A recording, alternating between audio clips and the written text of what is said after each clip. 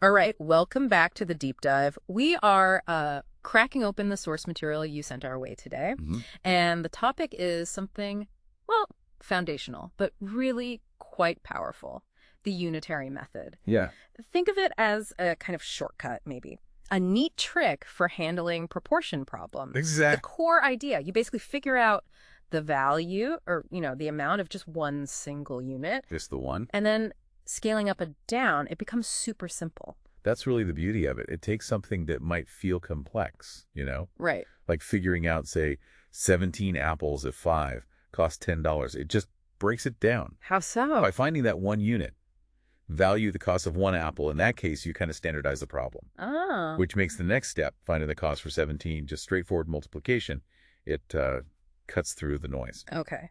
So our mission here in this deep dive is to really see how this plays out. Let's do it. We'll look at the two main ways quantities relate, because it's not always simple, like more equals more, Definitely not. and then connect it to, practical stuff like time and work problems. Perfect. And the sources, yeah, they jump right into that. They highlight there are these two main types of relationships. Direct and inverse variation, right? Exactly. Direct and inverse. Direct variation feels pretty intuitive, doesn't it? The Mhm. source puts it simply. One quantity goes up, the other goes up too, proportionally. Mm-hmm.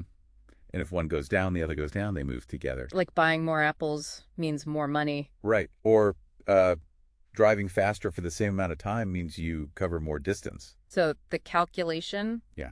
you find the unit value first, Mhm. like cost per apple, Yep. Cost per kilogram, distance per hour, whatever it is. Find that unit rate. and then just multiply by the new amount. Exactly. The source mentions this thing called the arrow method, too. Oh, yeah. What's that? It's just a visual aid, really. Hmm. Arrows pointing the same way next to the quantities. Ah, to remind you they change together.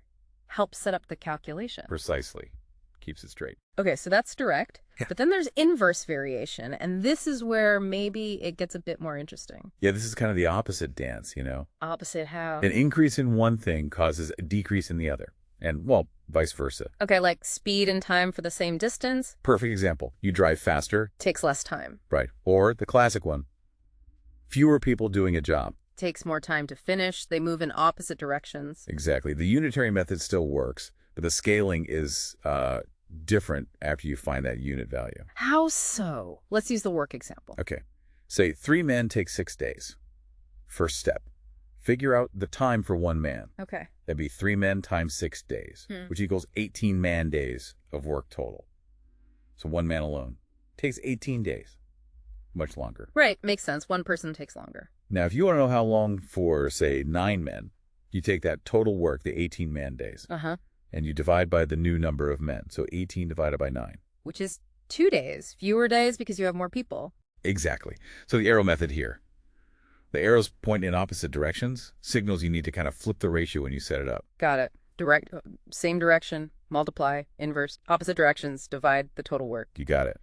Now, how does this tie directly into those time and work problems the source mentions? Seems like a perfect fit. It really is. It leans heavily on that inverse idea we just talked about. Okay.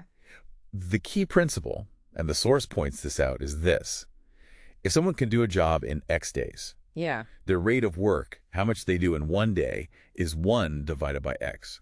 1X of the job. Ah, okay. So the work done per day is the unit here. That's your unit value, their efficiency per unit of time. And if they do 1x per day, it makes sense they take x days total. It's that reciprocal thing. Precisely. And when you have multiple people, or taps filling a tank, Right, those problems. you find their individual unit rates, work per day, water per hour, whatever. Okay. If they work together, you just add up those rates. Simple addition. So if one person does 110th a day, another does 115th. Together they do 110 plus 115th per day. Exactly. And if one's working against the other, like a drain pipe emptying while a tap fills, So you subtract the rate. you subtract the rates. It tells you the net work done in that one unit of time. So you figure out the total fraction of work they do together in, say, one day. That's the goal. Get that combined unit rate. Yeah.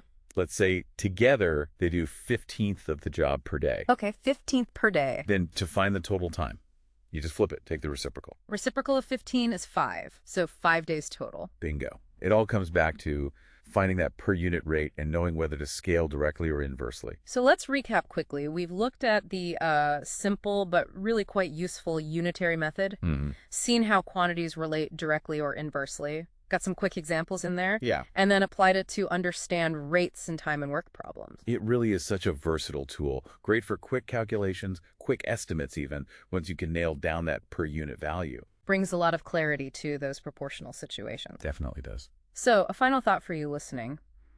Maybe think about how breaking down other problems in life, not just math ones, breaking them down into unit components or rates per unit time, how that might give you some surprising clarity or solutions. What's the, unit of progress you can measure in a goal you're working towards right now? Something to think about.